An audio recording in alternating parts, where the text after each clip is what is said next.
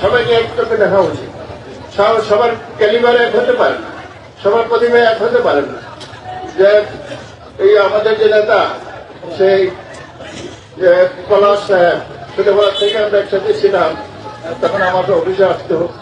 এই পলাশ সাহেব দেখেন আজকে মাসাল্লাহ হিজ লিডার, আমাদের নেতা হয়ে গেছে।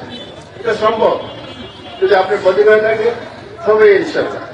আমি চাই আমাদের মধ্যে কোনো ভেদাভেদ না থাকুক, সৃষ্টি হবে এবং আমরা ভাই ভাই হিসেবে আমরা দেশ করতে। এখন দেশ করার সময় 54 বছর লাগছে আজকে একটা সুস্থ নির্বাচন হতে দেশে। আমাদের 12 ফেব্রুয়ারিতে যে ইলেকশন হয়েছে সেখানে একটা মানুষও মারা যায়, ইতিহাসে বিরল। এত বছর কিন্তু হয় না।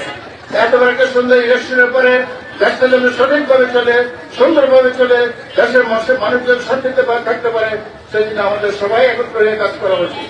কিছু কথা আছে মাদকের ব্যাপার, মাদক কেন চুরি চামারি ডাকাতি সবকিছু বন্ধ করতে হবে, এটা হবে না। আর আপনারা জানেন সবাই একটি করে ওই আপনাদের হেল্প লাগবে, সবাই জনগণ ছাড়া হবে না। আমরা তো আছি, পুলিশ আছে, জনগণ আছে, মিনিস্ট্রি আছে, কিন্তু তাদের চেয়ে বেশি আপনাদের আপনারা যেখানে খবর পাবেন আমাদেরকে জানাবেন, পুলিশ অ্যাকশন